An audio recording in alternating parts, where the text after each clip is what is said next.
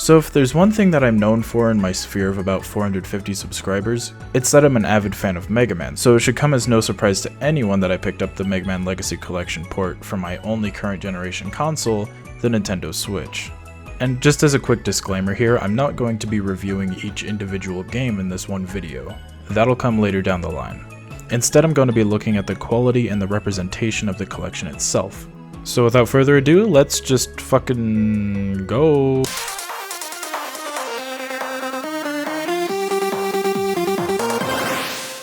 So there was a lot of drama going around the physical release of the Switch port of this game, since the second Legacy Collection would only be available as a download, which I didn't personally mind as much as I've upgraded my internet since my little Doom 4 spiel, but I wasn't expecting it to be like this. I thought it was going to be like other games where it downloads the rest of the game to the Switch and then loads it up when the cartridge is inserted. Nope, it's literally just the first Legacy Collection with a code for the second game to redeem off the eShop. But oh, look at this. It's a strange little addition, but you get this cute little Mega Man themed screen cleaner. It actually said this on the box, but I didn't expect it to be so large. Now I could finally clean my glasses in style. That's it. Physical version has been redeemed. Just in case you're not familiar with the Legacy Collections, the first one was actually outsourced to a company called Digital Eclipse, while the second one was developed in-house by Capcom. And you can very easily tell just by looking at it. When I purchased the first Legacy Collection on PC, I was a little bit disappointed. The music in the title screen was actually pulled from the Mega Man Power Fighters arcade games, which might have been obscure enough to fool some folks into thinking that this was an original composition, but to me it just felt kinda lazy.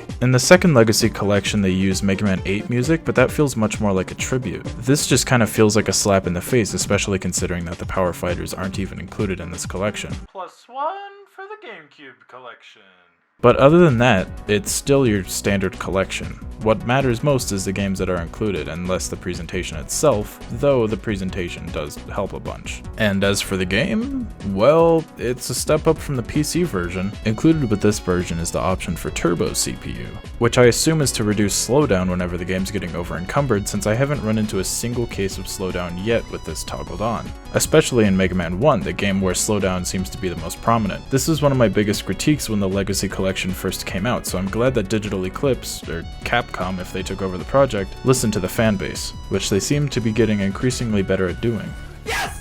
Each game has the option to be played in a smaller original screen, whatever that's supposed to mean, full screen or widescreen, though I would personally suggest going with full screen. Each game has a single respective border, which I recommend only using on the latter games because holy fuck, these images of Mega Man 1 always haunt the fuck out of me. And lastly, a filter to mimic something like a CRT TV, which I prefer for nostalgic reasons. It brings me back to a simpler yet more complicated time when I would play the Mega Man Anniversary Collection in the family basement with all the lights off on a crappy CRT. The final boss of Mega Man 4 is still oddly bugged. If anything, it actually feels worse than the PC port. The Legacy Collection had this weird change where the hitbox on the final boss of Mega Man 4 felt almost non-existent, much smaller than the original NES hitbox and even the Anniversary Collection on GameCube.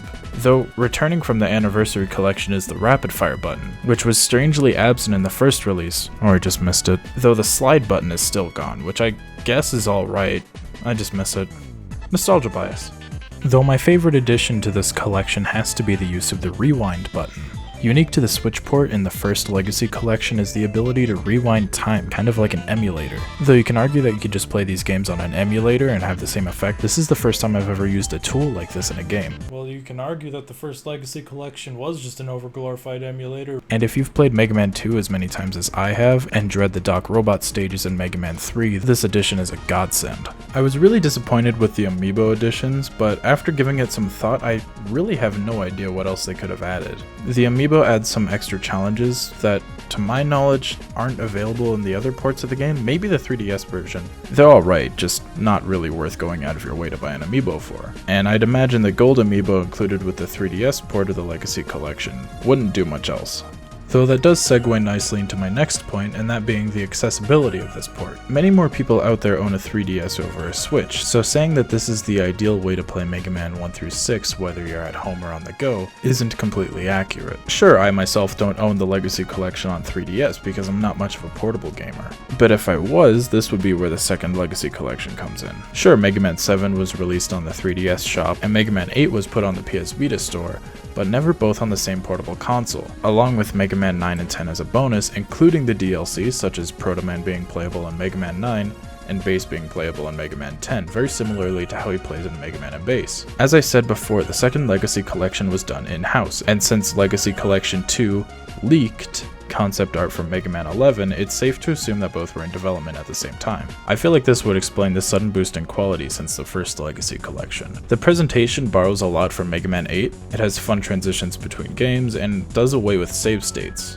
Sorta. The game will automatically make a save state at certain checkpoints in the game, but you can't create your own this time around, basically creating a more progressive port of Mega Man. It's not piss easy like the first Legacy Collection, but the ability to restart from the last checkpoint whenever you want allows for much easier casual play without giving you a god complex. I personally find limited lives as a negative artifact left over from older generations of games. They worked because they were meant to get you to pump more quarters into the machine or pad out some older generation games because they had to make up for such small storage spaces on the cartridge. But these days, these problems don't really plague game developers. Sure, limited lives can work for an optional arcade mode, but it's nice to see Capcom making a much more progressive approach to Mega Man. Though don't be surprised if limited lives make a return in Mega Man 11. If you saw my Mega Man X3 review, you might remember me bringing up how Mega Man 8 in the Legacy Collection uses an inferior port, and this is still sadly true on the Switch port. Mega Man 8 started out on the PlayStation and was later ported to the Sega Saturn, and if I'm remembering this correctly, Sega made a deal with Capcom that if they ported the game to their console, it needed to have some exclusive selling points, with that being updated music, some minor visuals, and 2 extra boss fights with a rematch of Cutman and Woodman respectively.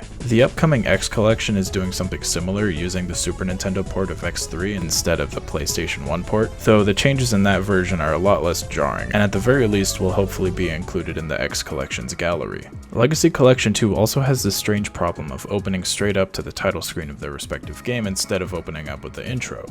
The intro is still there, you just gotta wait a bit. I don't think this is too much of a problem, just strange. The challenges are much better handled here, as each game now has its own respective challenges, and in 9 and 10 have challenges for each of the playable characters. Though I thought it was fun in Legacy Collection 1 how it would mix up the challenges jumping back and forth between games, sometimes it could get a bit confusing.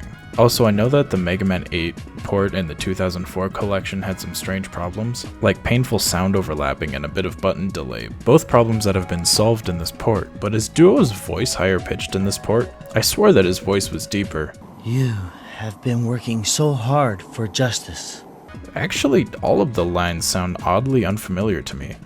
It might just be nostalgia, since I haven't played Mega Man 8 all the way through since almost 2007. Overall, if I'm going to compare Legacy Collection 1 to Legacy Collection 2, I'd say that Legacy Collection 2 is much better. Not just because of its overall upped quality, but the fact that 75% of the games are ones that I really enjoy on repeat playthroughs, as opposed to Legacy Collection 1's roughly 66%. However, since this is one single package on the Nintendo Switch, I'd say this is possibly the best classic Mega Man collection we've gotten. You have 10 classic games, their DLC, and accessibility whether you're at home or on the go. No additional purchases, just 10 decent games for around $40 that you can play at home on your TV or on this pocket-sized iPad. That's about $5 for these games individually. That's about how much Mega Man 4 is worth, am I right? I don't want to put this game on the Mega Man Mega list, but I figure that it'll be a nice stand-in until I get to reviewing these games on their own. Be sure to subscribe so you don't miss my next video. I've got a project coming down the pipeline that I hope my subscribers will enjoy, both Capcom and Marvel fans alike, if you know where that's going. Anyways, thanks for watching guys, and have a great day and take care.